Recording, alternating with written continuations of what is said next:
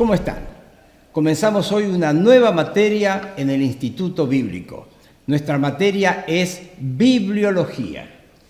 Algunos cuando escuchan bibliología y escuchan que estamos hablando de teología, se asustan. Pero tengo una gran noticia para compartir contigo en esta mañana. La teología es para todos, es para todos. Y espero que disfrutes mucho y que sea de gran bendición este tiempo estudiando la bibliología.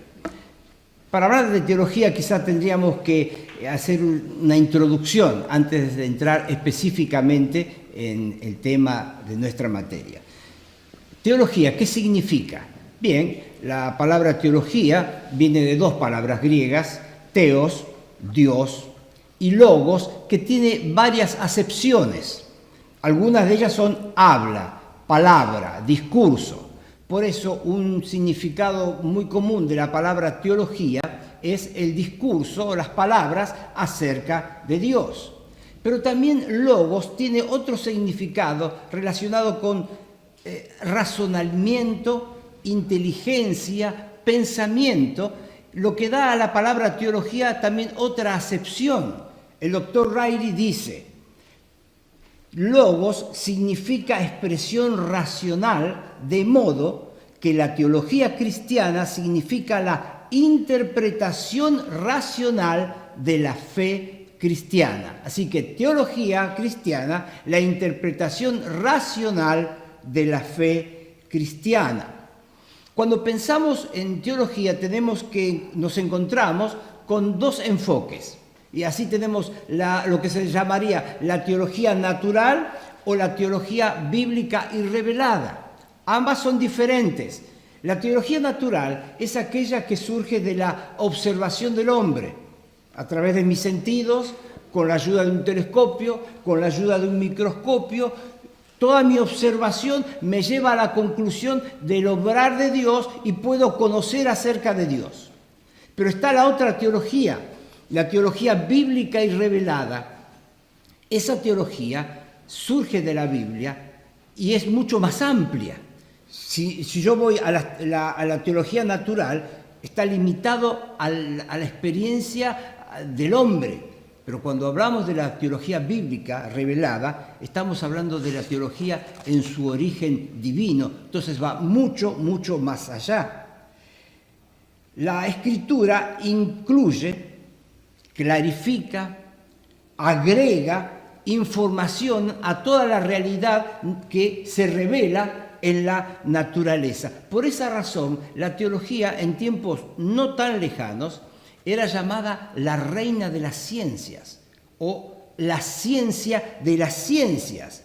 No en el sentido de que va a incluir a toda otra rama de la ciencia, sino que sus resultados serán usados como base fundamental. Strong dice: toda otra ciencia requiere de la teología para estar completa.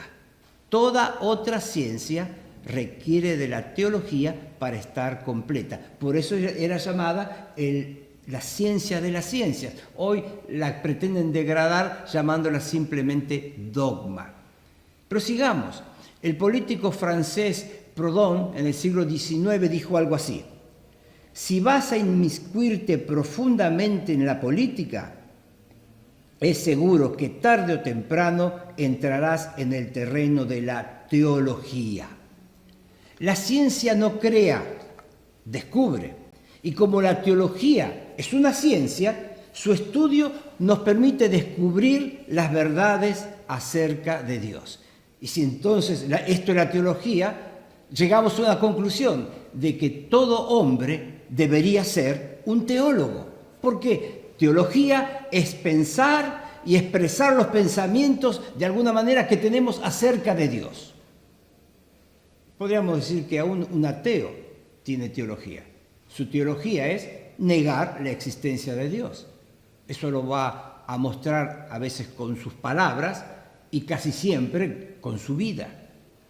El seguidor de una fe no cristiana tiene su teología, una teología en la cual ha sustituido al verdadero Dios por una falsa deidad. Pero nosotros, ustedes, yo, hemos creído en Dios, creemos en Dios en el sentido bíblico del término. Entonces tenemos aún más razones para estudiar la teología. Es decir, todo el tiempo y energía que invertamos dedicado a pensar en el verdadero Dios van no solo a ensanchar nuestra mente, sino que también han de afectar nuestra vida. Se incluyen por lo menos 3 elementos en el concepto general de teología. 3 elementos. El primero, la teología es inteligible. No dije ininteligible, dije inteligible. Es decir, comprensible. Se puede comprender. Es decir, Dios se ha manifestado en una forma que, estudiándola de una forma ordenada, racional, es comprensible a la mente humana. Así que nuevamente insisto, si tienes algún tabú con la teología, está allí en la palabra de Dios para que la comprendamos. La teología es inteligible. Segundo, la teología requiere explicación. Eso abarca la sistematización de la enseñanza y abarca también la exégesis, que es el estudio de las palabras en los idiomas originales en el cual los escritos se produjeron. Y en tercer lugar, la fe cristiana tiene su fuente en la Biblia. La teología cristiana está basada en el estudio bíblico. Repito estos 3 conceptos, estos 3 elementos que comprenden la teología. Primero, la teología es inteligible, comprensible a la mente humana. En segundo lugar, la teología requiere explicación. Y en tercer lugar, la fuente de la fe cristiana está en la Biblia. Sin embargo, además, la teología se puede catalogar o clasificar en diferentes formas según época, puntos de vista y enfoque. Época, por ejemplo, se habla de la teología patrística, o sea, la teología que enseñaron los llamados padres de la Iglesia y que están ahí reflejadas en sus escritos. La teología medieval, la teología de la Reforma, la teología moderna, es decir, lo que a través de diversas épocas de la Iglesia los teólogos fueron entendiendo sobre diversas verdades de las Escrituras. En segundo lugar, clasificamos a la teología por puntos de vista. Y así tenemos la teología arminiana, por Arminio, la teología calvinista, Calvino, la teología católica, la teología barthiana, por el teólogo suizo Karl Barth, la teología de la liberación, etcétera, etcétera. Y en tercer lugar, por enfoque. Y así nos encontramos con la teología histórica, la teología bíblica, sistemática, la teología apologética, la teología exegética. Algunas distinciones de estas son muy importantes para nuestro estudio. Así que vamos a quiero repetir esto para ustedes. La teología se puede catalogar en 3 formas: por épocas, punto de vista y enfoque. Por épocas, diversas formas en que hombres de Dios fueron entendiendo las verdades bíblicas. Por enfoque, por punto de vista, primero, por punto de vista, lo que teólogos destacados fueron enseñando en su momento, y por enfoque, que es lo que hemos mencionado último, que incluye la teología histórica, bíblica y sistemática principalmente, y que tiene que ver mucho con nuestro estudio de teología. Cuando hablamos de teología histórica, se ocupa de lo que a través de la historia aquellos que estudiaron la Biblia pensaron tocante a las enseñanzas bíblicas. Podríamos decir así: la teología histórica es el estudio de doctrinas y cómo éstas se han desarrollado a través de los siglos de la Iglesia cristiana. Y realmente uno puede quizá comprender mejor ciertas verdades bíblicas al observar contribuciones y aún errores que hubo en la historia de la Iglesia sobre ciertos temas. Esa es la teología histórica, es decir, lo que la historia nos muestra sobre un tema específico. Teología bíblica. Seguimos otro aspecto según el enfoque, la teología bíblica. Aunque podríamos decir, en un sentido no técnico, es la teología que surge de la Biblia, o también sería, algunos la llaman la teología exegética, o sea, tomando el significado de las palabras. Pero técnicamente podríamos decir que es el progreso el estudio del progreso de la autorrevelación de Dios en la Biblia. Y uso la palabra autorrevelación porque Dios se está revelando a sí mismo a través de la Biblia. Por ejemplo, la teología bíblica sería el hecho de tomar libros o un libro y observar en qué forma nos revela Dios. Yo tomo el Evangelio de Juan y comparándolo con los otros evangelios, voy a ver que es un evangelio muy cristológico y enfoca especialmente mucho la deidad de Cristo. Entonces, la teología bíblica se centra en ese aspecto del Evangelio de Juan, por ejemplo. De esto que estamos hablando surgen 4 características. Primero, los resultados de la teología bíblica tienen que presentarse en forma sistemática, ¿no? Es decir, la teología bíblica observa el escrito y observa lo que surge allí respecto a sus enseñanzas, y esa información necesita una forma sistemática, debe presentarse en forma sistemática. En segundo lugar, la teología bíblica presta atención al contexto histórico en el cual la revelación llega. Investiga la vida de los escritores, las circunstancias, la situación, porque todo ello forma un contexto muy importante que nos ayuda a la comprensión del mensaje. En tercer lugar, la teología bíblica estudia la revelación en la secuencia progresiva en la cual fue dada.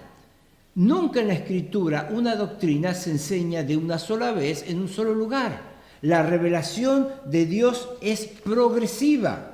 Así que la Biblia es un registro del progreso de esa revelación. Así que la teología bíblica se centra en eso.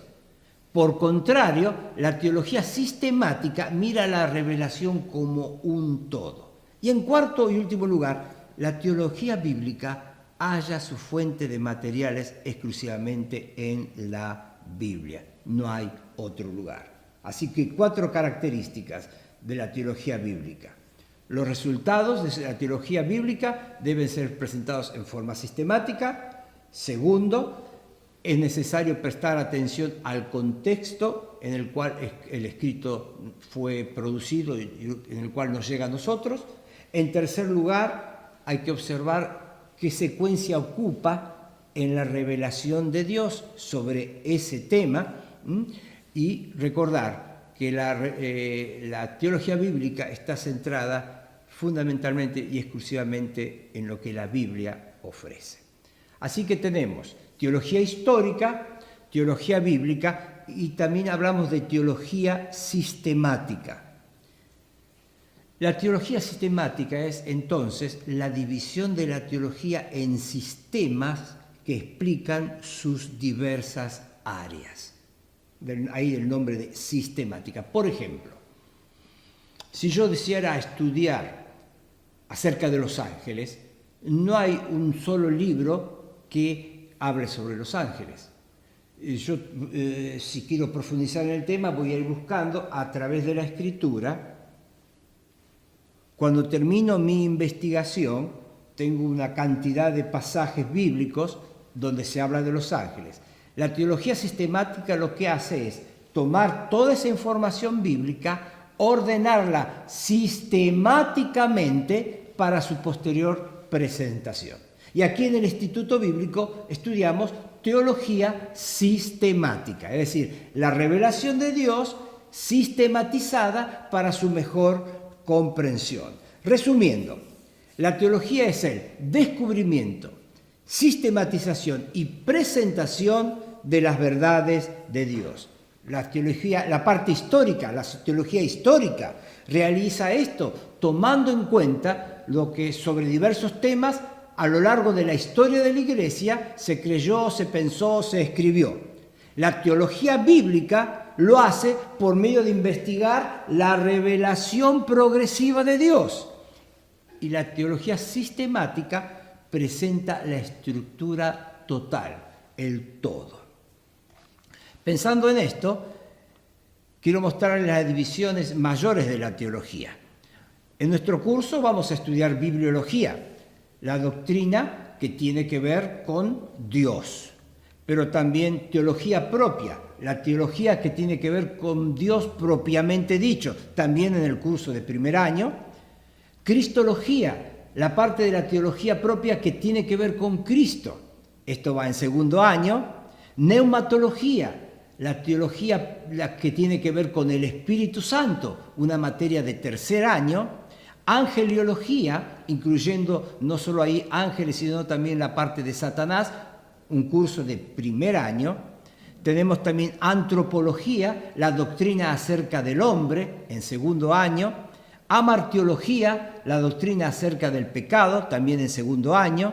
Soteriología, la doctrina de la salvación, otra materia de segundo año. Eclesiología, la doctrina acerca de la iglesia, que se estudia en tercer año.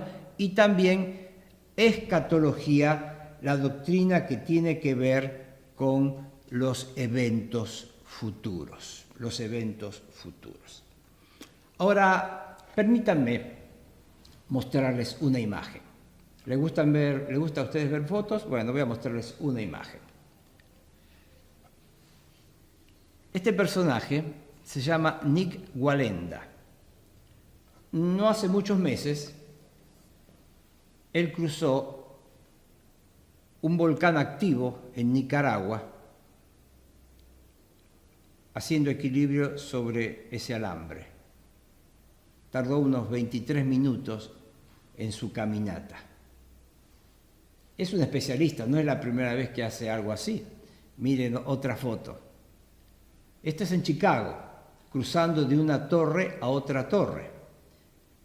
La ciudad de Chicago sin duda no fue elegida casualmente, o al azar, sino que la ciudad de Chicago es llamada también la ciudad del viento.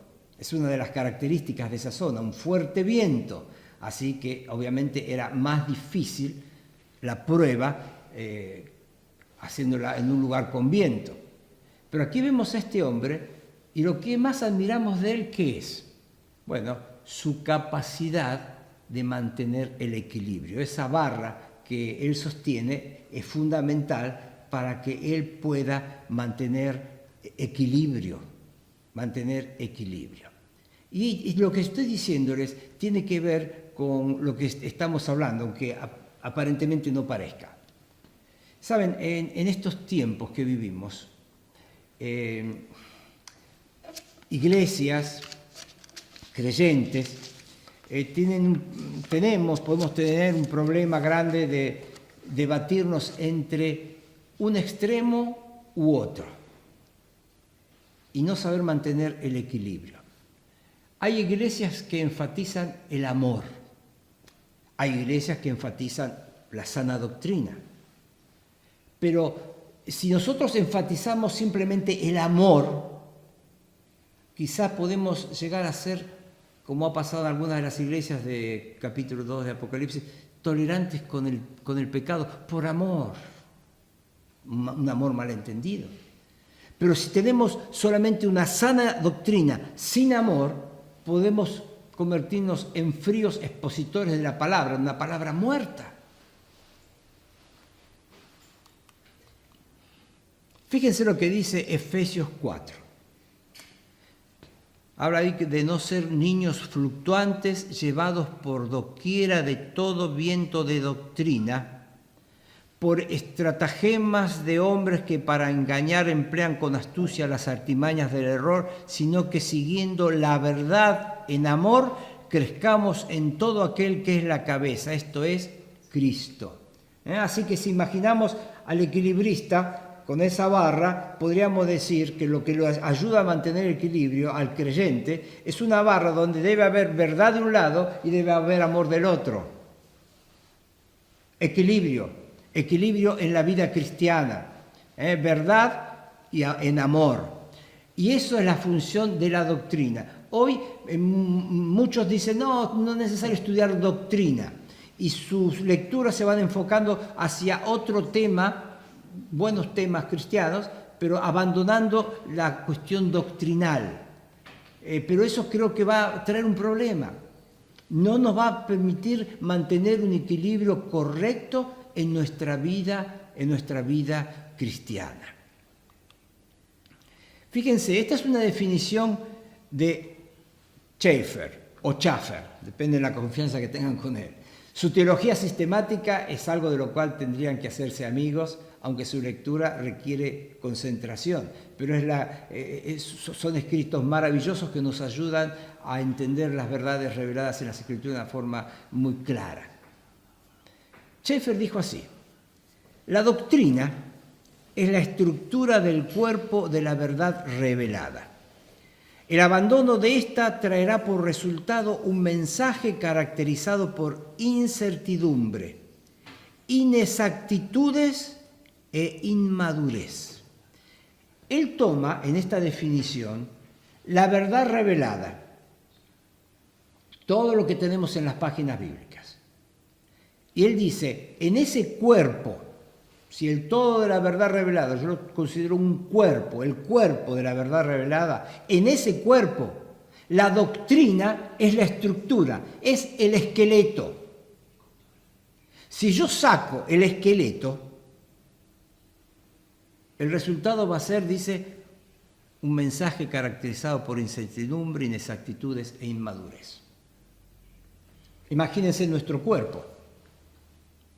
Si no hubiera huesos, sería amorfo, sin forma. Y lo que ayuda al cristiano y a la Iglesia del Señor a tener forma es el hecho de estudiar y considerar la doctrina, sujetarse a la doctrina. Entonces, la doctrina es la estructura del cuerpo de la verdad revelada. Si abandonamos la doctrina, si consideramos que eso era para el pasado, que hoy tenemos que enfocarnos en aspectos prácticos de la vida cristiana, no. Hay que hacer eso sin dejar de hacer lo otro. ¿Recuerdan el versículo de Efesios 4? La verdad en amor. ¿Pero qué es la verdad? Tenemos que estudiarla. Si no, dice, tendremos un mensaje caracterizado por incertidumbre, inexactitudes, inmadurez. ¿Por qué hay creyentes que dudan en cuanto si han de perder o no la salvación? Una incorrecta enseñanza doctrinal sobre el tema. Entonces tiene un mensaje con incertidumbre. Y he conocido creyentes con temor de perder día tras día porque hicieron esto o porque no hicieron aquello, perder su salvación y luchar y trabajar para recuperarla. Un mensaje con incertidumbre. Inexactitudes. ¿Cuándo va a venir el Señor? Ya vino el Señor. Estamos inexactitudes en cuanto al milenio, no una enseñanza doctrinal no correcta lleva a información incorrecta. E inmadurez, actitudes que podemos tomar por desconocer verdades bíblicas. Quiero compartir con ustedes algunos versículos más, para que veamos la importancia que da la Escritura a la doctrina. Fíjense, 2 Timoteo capítulo 4, versículos 3 y 4 dice, vendrá tiempo cuando no sufrirán la sana doctrina. De alguna forma quizá es un poco la característica de muchas iglesias y muchos creyentes en el día de hoy. sino que teniendo comezón de oír se amontonarán maestros conforme a sus propias concupiscencias y apartarán de la verdad el oído y se volverán a las fábulas. No sufrirán la sana doctrina, el cuadro de los últimos tiempos. Debemos tener cuidado. Y Pablo en su último escrito exhorta a Timoteo a estar atentos a ese peligro. Fíjense Pedro, en el primera carta, capítulo 3, versículo 15, dice: santificad a Dios el Señor en vuestros corazones y estad siempre preparados para presentar defensa. Ahí la palabra es apología. No es una requisitoria policial, una defensa de un juicio, es el hecho de simplemente de expresar lo que uno cree o lo que uno ha visto. Y eso es lo que debemos estar siempre preparados, para dar una palabra en cuanto a lo que es nuestra fe, poder explicarla en cualquier ámbito. A veces es muy sencillo predicar el Evangelio en el púlpito de la iglesia, porque como que el predicador está ahí tras una fortaleza, él habla y todos los demás están callados. Pero en el evangelismo personal, el evangelismo en la calle, la gente te interrumpe, la gente te pregunta, y cuando vos repartís un folleto no sabés a quién se lo vas a estar dando. Entonces hay que estar preparado. Y ese es el consejo de Pedro. Está siempre preparados para presentar defensa con mansedumbre y reverencia, claro. No hay por qué faltar respeto, ante todo el que os demande razón de la esperanza que hay en vosotros. Hay que estar preparados. Avanzamos y nuevamente vamos a Timoteo, 2 Timoteo capítulo 3, versículo 16. Una porción bien importante para el estudio de bibliología. Dice allí que toda la Escritura es inspirada por Dios. Toda la Escritura es inspirada por Dios. Permítame, voy a chequear, no quiero equivocarme en ninguna palabrita. Toda la Escritura es inspirada por Dios y útil para enseñar, corregir, redarguir e instruir en justicia. Pero vamos a ir paso por paso. Toda. Podría decir cada. Es decir, sin excepciones. La Escritura tiene un propósito por el cual está allí. Es útil. Todo tiene un sentido en la Escritura. A veces el propósito de cierta Escritura es más difícil de entender que otros, es cierto. Pero cuando pasa eso, eso es un desafío para profundizar en nuestro estudio. Después dice que es útil para enseñar. Ahí la palabra enseñar en el griego es la palabra didascalia, que sería adoctrinar. Adoctrinar. Toda la Escritura es inspirada por Dios. Fíjense que no hay una gran explicación sobre el término. Se enfatiza el hecho de que es inspirada por Dios, pero se dice que es útil para enseñar, adoctrinar, para redarguir, que sería reprender, para corregir, y aquí la palabra podría ser restaurar a un estado correcto, es decir, la persona es enseñada en que su vida, su pecado, su forma de vivir es incorrecta, es reprendido, es corregido, pero también dice instruir en justicia. Instruir en justicia. Un paso que sería algo así como hacer crecer para que la persona no vuelva a caer, que siga caminando de una forma correcta. Cae en el pozo, se le saca, se le ayuda, se le restaura, pero se le enseña para que no vuelva a caer. No solo eso, fíjense, entonces, toda la Escritura es inspirada por Dios, sin excepciones. Cada Escritura es inspirada por Dios. Y tiene un propósito de enseñar, redarguir, corregir, instruir en justicia. ¿Para qué? Para que el hombre de Dios, no el hombre carnal, no el hombre natural, el hombre de Dios, si queremos en nuestro corazón seguir a Dios, buscar a Dios, vivir para Dios, el hombre de Dios, sea perfecto, Esto indica madurez, enteramente preparado para toda buena obra. Aquí enfatiza ese aspecto. Sea perfecto, maduro, completo, totalmente preparado para toda buena obra. Para eso tiene la Escritura, para eso está la Escritura. Así que un gran propósito para nuestras vidas. Y aquí vemos que esa Escritura inspirada por Dios es útil para cada uno de nosotros. No explica qué significa lo que es inspirada, lo declara. Vamos a estudiarlo nosotros un poquito más. Ya vamos a terminar este primer video, pero quiero dejar con ustedes un versículo para su meditación. ¿Con qué limpiará el joven su camino? Con guardar tu palabra. Salmo 119, versículo 9. Hacemos nuestra primer pausa.